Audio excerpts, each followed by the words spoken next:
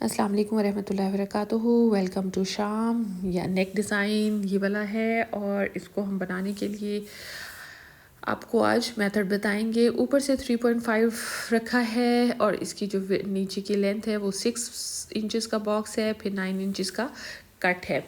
सबसे पहले हम बॉक्स बनाएंगे। बॉक्स को हमने 3.5 विड्थ ली है और ये डबल जब हम इसको खोलेंगे तो ये 7 हो जाएगा। यहाँ पर मैंने इसको निशान लगाया, इसका बॉक्स बनाया और इसको मैं राउंड शेप दे दूँगी। ऊपर से ये 6 इंचेस है कंप्लीट और ये राउंड शेप दूँगी अब मैं इसको। नीचे से मैंने 9 इंचेस का कट लगाना है, तो सबसे पहले मैं निशान लगा लूँगी। निशान लगाने के बाद इसका जो सेंटर पॉइंट है 4.5, उससे मैं यहाँ पर 1 इंचेस का चौड़ा रखूँगी। सबसे पहले मैंने इसकी राउंड शेप दी है। ये देखें, इसकी राउंड शेप आपके ऊपर डिपेंड करती है कि आप इसको ज़्यादा डीप राउंड करना चाहते हैं या आप इसकी बिल्कुल छोटा राउंड करना चाहते हैं, तो ये आपके ऊपर होती है। आप मैंने जो नीचे वाला कट था उसकी मिड में निशान लगाया। ये 1 इंच का निशान है ताकि इसकी जो चौड़ाई है वो 2 इंचेस हो जाएगी। अब नीचे वाले पॉइंट से जोड़ूंगी और ऊपर वाले पॉइंट से जोड़ूंगी। ऊपर की तरफ मैं 2 पॉइंट का गैप रखूँगी और गैप रखने के बाद मैं इसको सेंटर पॉइंट से जोड़ दूँगी। जी, यहाँ मैंने 2 इंचेस का 2 पॉइंट्स का 2 इंचेस नहीं 2 पॉइंट्स का गैप लिया है। पॉइंट्स इसको मैंने जोड़ दिया है इसके साथ। अच्छा, अब मैंने इसकी आउटर मार्जिन पर निशान लगाना है। आउटर मार्जिन पर निशान लगाने के लिए मैंने 7 पॉइंट्स का निशान लगाया है। हर सबसे मैंने जो नेक बनाया है उससे हर जगह से मैं इसको 7 पॉइंट्स बाहर की तरफ मैं निशान लगाऊंगी और फिर उन पॉइंट्स को मैं ज्वाइंट कर लूँगी। हर इसके पूरे नेक के ऊपर मैंने 7 पॉइंट का निशान लगाया। इन पॉइंट्स को एक दूसरे से मैच किया। ये बिगनर्स के लिए बहुत अच्छा है।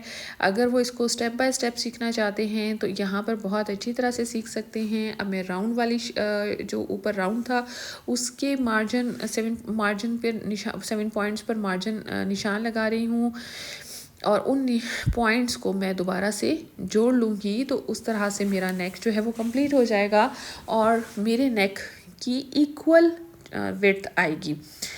ये बहुत ज़रूरी है। अगर कहीं से पतला और कहीं से मोटा होगा, चौड़ा होगा, तो इसकी जो फिनिशिंग है वो सही नहीं आएगी। मैंने इसको पिन अप कर लिया है। पिन अप करने के बाद ये सिक्योर हो गया है। अब मैं इसकी कटिंग करूँगी। सबसे पहले मैं इसकी बाहर की तरफ से कटिंग करूँगी। बाहर की तरफ से कटिंग किया मैंने इसको और कटिंग करने के बाद मैंने इसको जी, अब मैं इसकी अंदर की साइड से कटिंग करूँगी और अंदर की साइड से मैंने इसको कट कर लिया है। कट करने के बाद जो इसके दरमियान का हिस्सा निकलेगा मैं उसको फेंकूँगी नहीं, बल्कि मैं उसको अपने पास रखूँगी जब तक मेरी शर्ट कंप्लीट नहीं हो जाती, मेरा नेक कंप्लीट नहीं हो जाता। ये देखिए, मैंने इसको हिफाजत से अपने पास रख लिया है। अब मैंने नेक लिया। नेक को मैंने फैब्रिक के ऊपर पेस्टिंग की। पेस्टिंग करके मैंने उसकी कटिंग करके इसको स्टिचिंग कर लिया है। एक्स्ट्रा कपड़े को अंदर की तरफ आप भी इसको इस तरह से स्टिच कर सकते हैं। आप चाहें तो ग्लू भी कर सकते हैं। मैंने शर्ट का सेंटर पॉइंट लिया है और ये फ्रंट की तरफ मैं सेंटर निशान लगाया है। सेंटर निशान लगाने के बाद मैंने नेक का हाफ किया और हाफ जो है सेंटर पॉइंट के लिए मैंने इसको दोबारा प्रेस किया ताकि हमारे पास ये बिल्कुल क्लियर हो जाए। अब मैं सेंटर पॉइंट को नेक के सेंटर पॉइंट पर दोनों पर कोई इकट्ठा मिलाऊंगी और इसको पिन अप कर लूँगी। जी, यहाँ पर दोबारा बिगनर्स के लिए जो है वो टिप्स है, देखें ज़रा गौर से, आप छोड़ के नहीं जाएं, इसको फॉरवर्ड नहीं करें।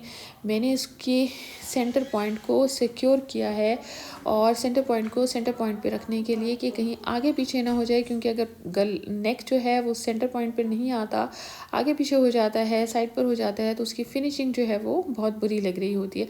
मैंने इसको देखा, पिन रखी, पिन के देखा कि वो सेंटर पॉइंट पर आ रही है या नहीं, फिर उसके बाद मैंने इसको पिन अप किया। अब मैं इसको अंदर की तरफ से स्टिच कर लूँगी। जी, यहाँ पर मैं इसको स्टिच करके ले आई हूँ। स्टिच करने के बाद मैं अब इसके अंदर से कटिंग करूँगी। अच्छा, अंदर से मैंने बिल्कुल सारा जो है उसको कटिंग नहीं करना है, बल्कि मैं इसको कटिंग मैंने 4 पॉइंट्स छोड़कर इसको कटिंग किया है और उसको कटिंग करने के बाद मैं जो हूँ इसके छोटे छोटे कट्स लगाऊंगी। छोटे छोटे कट्स लगाने से ये होता है कि कपड़े की जो फोल्डिंग है वो बहुत अच्छी आती है, कपड़ा अंदर इकट्ठा नहीं होता, उसमें मोटी तह नहीं बनती, उसमें बल नहीं आते ये छोटे। लेकिन कट लगाते हुए आपको ध्यान ज़रूर रखना है कि आपकी का जो स्टिच है वो सिला हुआ है वो वहाँ से ना कटे। अच्छा, यहाँ पर मैंने इसको पलटा है, पलट कर मैंने इसके कॉर्नर्स को सही किया है और बिल्कुल अच्छी तरह से मैंने उनको निकाल लिया है पिन से। अब मैं इसको अच्छी तरह इसकी फोल्डिंग बिठा रही हूँ ताकि मुझे प्रेस करने में प्रॉब्लम ना हो। मैंने प्रेस किया, यहाँ पर इसको फ़ोल्ड किया, फ़ोल्ड करने के बाद मैं इसको प्रेस कर लूँगी। जी, ये प्रेस हो गया है और प्रेस होने के बाद अब इसमें पोटली बटन लगाने की बारी है। अब इस टाइम हमने इसको हेमिंग कर ली है ताकि इसकी जो फिनिशिंग है वो अपनी जगह सही हो जाए, पक्की हो जाए और हमें प्रॉब्लम ना करे। अब हमने पोटली बटन के लिए मेजरमेंट्स ली हैं। ये ऑलमोस्ट 11 इंचेस बाय 4 इंचेस हमें कपड़ा चाहिए। 4x4 के 2 कपड़े चाहिए जो 11 इंच की लेंथ के होंगे। मैंने कपड़े को, जिस कपड़े के ऊपर पोटली बटन्स लगाने थे, मैंने उनको अच्छी तरह से प्रेस किया है। कपड़ा जितनी अच्छी तरह से प्रेस हुआ होगा, आपका कपड़ा, आपका नेक जो है या आपकी जो स्टिचिंग है वो उतनी ही नीट होगी। बहुत प्यार से करें इसको, बहुत मोहब्बत के साथ, आहिस्ता आहिस्ता आप सीखेंगे और आपके हाथ में हुनर जो है वो सफाई आती जाएगी। और ये बहुत अच्छा हुनर है, जब भी इंसानों के लिए, हर एक के लिए स्किल्स जो हैं वो बहुत अच्छी होती हैं। यहाँ मैंने एक बॉक्स बना रही हूँ, बॉक्स बनाकर मैंने इसको कट कर लेना है और फिर उसको सेंटर में से भी कट करूँगी। सेंटर में से कट करने के बाद मैंने इसके साथ पेस्टिंग इसकी जो साथ चिप्स बुकरम है वो पेस्टिंग करूँगी। अच्छा, कि वो बिल्कुल ज़ीरो साइज़ वाला है और ज़ीरो साइज़ का ये होता है कि उससे कपड़ा जो है वो थिक नहीं होता। ख़ास तौर पे गर्मियों में जब आपको पतला कपड़ा पहनने का दिल चाह रहा होता है, जितना इसके ऊपर काम होगा, मोटा आप लगाएंगे चिप्स तो उससे कपड़े में, नेक में मोटा होगा, गर्मी लगेगी और उसकी फिनिशिंग अच्छी नहीं आएगी। यहाँ मैंने चिप्स रख लिया। अच्छा, ये चिप्स ज़ीरो साइज़ की होती है। ये कपड़ा अगर आप इसको इसी तरह से करेंगे तो ये इस्त्री के साथ चिपक जाता है। मैंने इसके ऊपर दूसरा कपड़ा रखा है, पानी का स्प्रे भी कर सकते हैं आप और उसकी फिनिशिंग बहुत अच्छी आती है। अब इनकी दरमियान से कटिंग करने के बाद मैंने 7 पॉइंट का ही गैप रखा था हर बटन के दरमियान और फिर मैंने वहाँ पर रख कर इसको स्टिच कर लिया है। अब दूसरा कपड़ा मैंने फ़ोल्ड किया है थोड़ा सा और फ़ोल्ड करने के बाद मैं इसको यहाँ से स्टिच लगा लूँगी, ऊपर से मैं इसको सी लूँगी।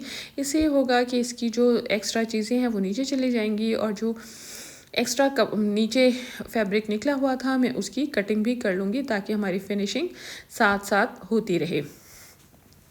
जी, मैंने कपड़े को ऊपर से थोड़ा सा फ़ोल्ड भी किया था ताकि उसके एजेस जो हैं वो प्रॉब्लम ना करें। यहाँ मैंने एक्स्ट्रा कपड़े को काट लिया है। काटने के बाद मैं इसको नेक के साथ लगाऊंगी। नेक के साथ लगाने पर मैं देखूंगी कि ये कहाँ पे फ़िक्स हो रहा है। मैंने इसको फ़िक्स करने के लिए ये देखें, इसको यूँ देखा है। यहाँ पर मेरे पास वो अभी जिस की कटिंग जो थी वो पड़ी हुई है, पहले जो नेक काटा था मैंने उसकी कटिंग पड़ी हुई थी। मैंने उसके साथ इसको मेजर किया है कि इसकी प्रॉपर इसकी मेजरमेंट्स आ रही हैं, ये ज़्यादा तो नहीं खुल गया और इसके बाद मैं इसके ऊपर स्टिच लगा लूँगी। इस तरह से हमारा नेक कंप्लीट हो जाएगा। आपको वीडियो पसंद आई हो तो शेयर कीजिएगा, लाइक कीजिएगा और मुझे कमेंट्स में ज़रूर बताइएगा कि आपको कैसा लगा। मेरे चैनल को भी सब्सक्राइब कीजिएगा। अस्सलामु अलैकुम वरहमतुल्लाहि वबरकातुहू।